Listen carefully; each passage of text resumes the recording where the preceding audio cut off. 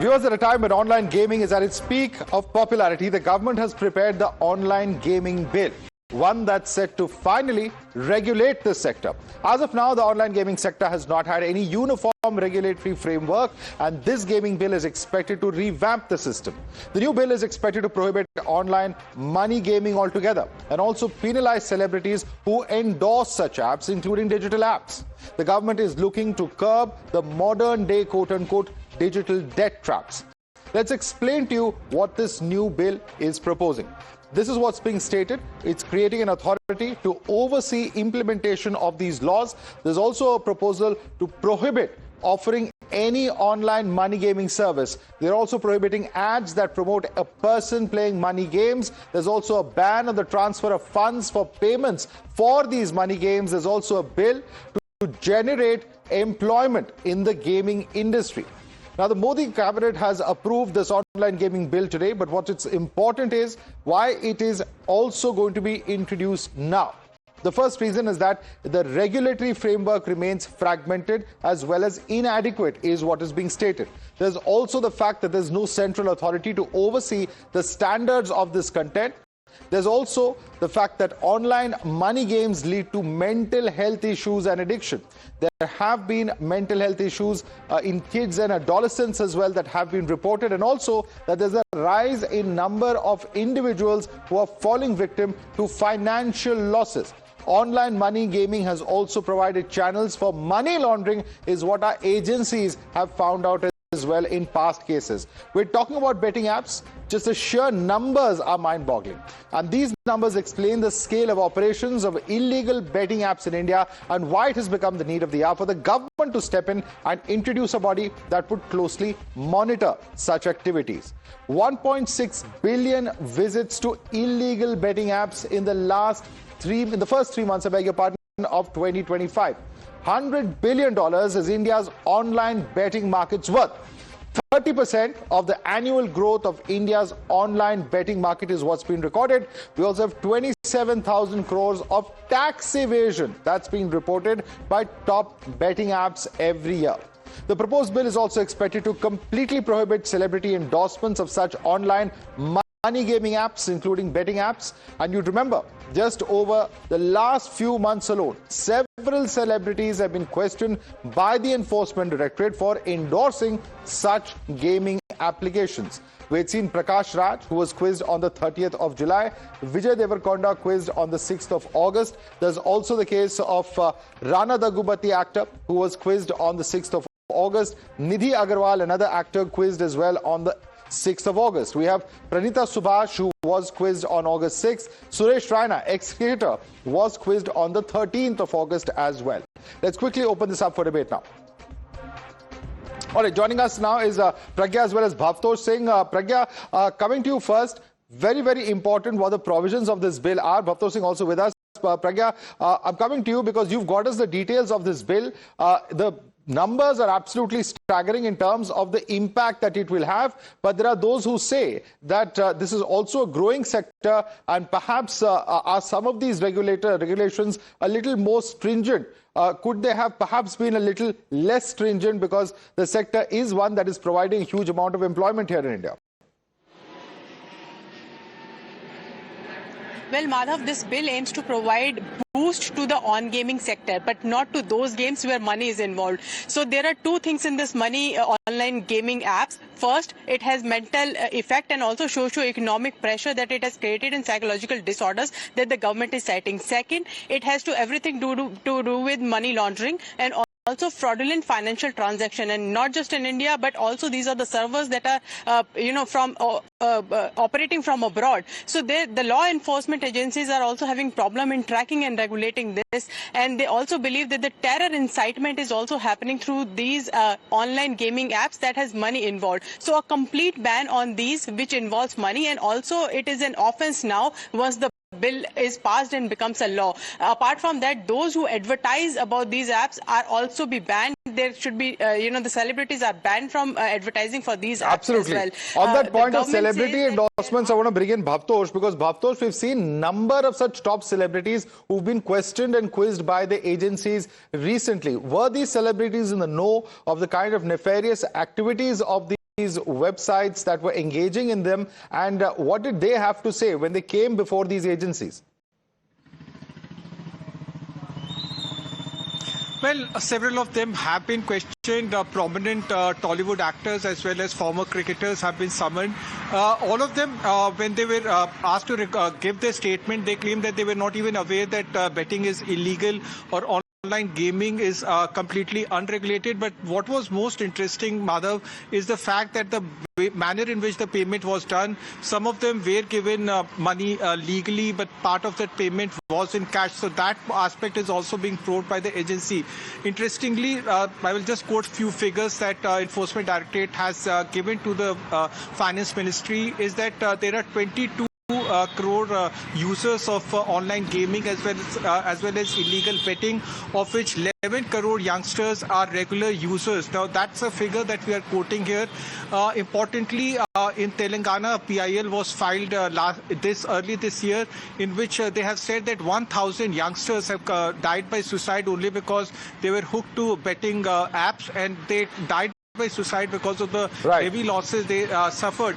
Youngsters as young as class 10 through 12 students are also now using these betting apps. All right, Bhavtosh and Pragya, thanks so much for joining us. Let's quickly take this across to our guests now. Tushar Gupta is with us, political analyst. We have Jay Sayta, who's a technology and gaming lawyer, who's also joining us. Jay Sayta, what is the issue that you would have with this bill? Because at the end of the day, if there are celebrities who are endorsing apps, and these are apps that are facing some amount of legal scrutiny and action in the form of prosecution. There are investigations that are currently underway. And also the larger question of the kind of social damage, the financial losses and addiction-related issues that some of these apps could be causing is what has been cited by the government. Prima facie, what would be your objection to that? See, we don't know the full contours of the bill yet. What information we have got is through the press, and what we understand that tomorrow it is going to be tabled in the Lok Sabha. But from whatever I can gather, the main issue is that it is a sweeping ban on all real money gaming apps, on all kinds of online gaming apps, which the Supreme Court from 7 decades has held that there are two distinct categories of games: skill-based games and chance-based games. All kinds of games have been bracketed in the same manner through a sweeping ban in this bill that is going to be introduced in Parliament apparently tomorrow. So that is my first issue. My second issue is that this bill will be a clear-cut assault on federalism, on the principle of federalism, because under the Constitution there are state subjects, there is central subjects, and there are subjects in the concurrent list. Gambling and betting is something which is clearly in the state list as per the Constitution. So central government has no power, Parliament has no power to introduce Tushar, such respond a law. to that. The central government has no power. It is in the state list, and it's a function of the state to actually legislate upon. Your response, Look, Tushar. it's not like the gaming industry has a lot of support from the state governments as well. Even the state governments and the non-BJP state governments, for that matter, have been up in arms against the gaming industry.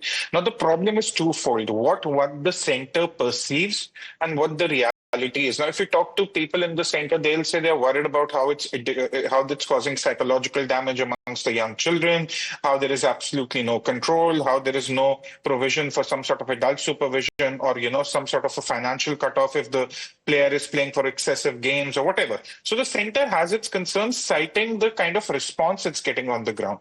Number two, the parents. A lot of parents I have spoken to when I was researching on the subject 3-4 years ago was that it causes a great deal of addiction.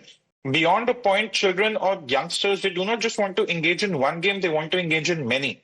Number three, this entire debate about game of skill versus game of chance. Now, it's up to a lot of subjective interpretations. That's the challenge, really. I don't know how it has worked out in the Supreme Court for different cases, how it has worked out in the Parliament when they were discussing the law. But to say that, oh, this is a game of skill and it doesn't involve money, it's all fine, well and good. The center is not looking at it in this way. And there have been a lot of deliberations between the gaming industry and the center. They've been going on for a lot of while. Even the biggest stakeholders in the gaming industry have been regularly engaging with the center. But it appears that they have failed to make a case before the central government. And I think that is now going to be the way forward. Yes, it is a big industry. Yes, there are a lot of stakeholders involved, but I think the center is looking at the safer and perhaps the larger picture. All right, respond to that. There's a huge amount of difference between what is a game of skill and a game of chance, and sometimes those lines could very well be blurred, allowing people to engage in what is seen as, some kind of online money betting, and that's something that should not be allowed, should not be encouraged, is the point of view that the government clearly has. Oh, I fully respect whatever Tusharji has said, whatever the concerns of NGOs, parents, everything. But there has to be some kind of proportionality. You can't have a complete and overarching ban. And as far as skill games are concerned, certain skill games like chess, bridge, rummy, they have been held to be, skill games by all courts. And what this bill envisages is, I can't even play a game of chess if I am playing, a game of chess. Even that is prohibited with a competition fee, with a prize money. So you can't have a sweeping kind of bill which will completely prohibit everything. And I have another objection of this bill being brought in a surreptitious manner. Today it was cleared by the cabinet. Now they are saying tomorrow they will introduce in the Lok Sabha. My humble request is, and what Tusharji said, there has not been any consultation whatsoever as far as this bill is concerned, neither with the industry nor with any other stakeholder. This bill has just come in today, and tomorrow they are looking at passing it. I don't think in a democracy we should rush through bills in such a manner. Okay. Let it go to The bill has been brought in a rush manner. Tushar, your response to that? No, look, I can tell you, I can confirm this to you that several top companies in the gaming industry, in the whole game of chance industry, so as to term it, they have been engaging with the center for a lot of years now, not just, a past few weeks or days. They have been engaging for the past at least 3-4 years. They have made their case before the government. They've tried to put their stance forward that, look, this is what we are doing. This is what the result is. These are the kind of provisions we have. But somehow they have not been able to convince the center. One can understand this will be linked to ease of business. This will be linked to digital India. All sorts of political rhetoric will follow. But the gaming industry had its time with the center to convince them. They have not been able to. To say that this bill has just been spun out of thin air, that would be a little incorrect. Though I sympathize with the gaming industry, but they had their chance to convince the government. They haven't been able to. All right, we'll have to leave it there. Tushar as well as Jay, all eyes on when the bill is brought in tomorrow, what exact provisions are, and of course what the reactions will be from the industry, from the opposition, etc. Thanks so much for joining us. We're getting into some breaking news now. Big development coming in. The Ministry of Parliamentary Affairs confirming that Jammu and Kashmir reorganization bill will be introduced in the Lok Sabha tomorrow. Let's go across to Pragya for more on this. Pragya, this is a crucial bill that is to be tabled in Parliament tomorrow. A lot of speculation whether it has, provisions in terms of the full statehood, more powers to crack down on corruption. Can you tell us what exactly this amendment means? Well, Madhav, there is also, the remittance of power between the elected government and also the Lieutenant Governor, because this is a UT, newly formed UT, after abrogation of 370. This is a new government, so the powers needs to be defined. Apart from that, there is also a very big clause on corruption. So if a minister is found engaged in corruption, there is a whole process and proceedings how it should be, it should go. And also, chief minister can also advise to remove the minister, and then there will be a process of law as well. So it also speaks a lot about if anyone from the chief ministerial post to the minister's post, anyone holding a constitutional post engaged in corruption, how LG can also take a call on that. So these are some, very basic differences that were missing from the government. And also there is the differences of powers that the government enjoys and also Lieutenant Governor enjoys.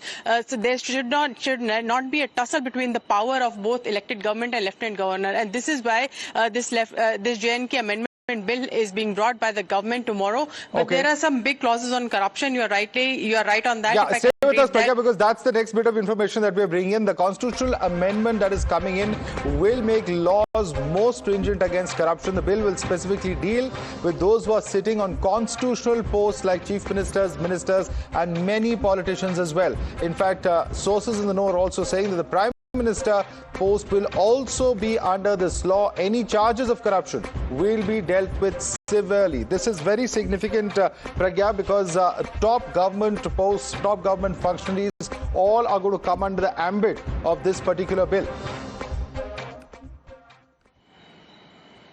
Absolutely, and in fact, it also says that we have seen the fight between Lieutenant Governor's office and Chief Minister office in Delhi, and it should not be replicated in Jammu and Kashmir. All right, there's more breaking news coming in. In fact, this is a monorail near Mumbai's Mysore Colony station that experienced a power supply issue and came to a complete standstill. Around 400 passengers were trapped inside and were suffocating as the doors were shut and the AC stopped working due to the power outage. In fact, one of Times Now's crew members were also on board the stranded monorail. All passengers have now been safely rescued. Take a look at his report, his experience on board that train.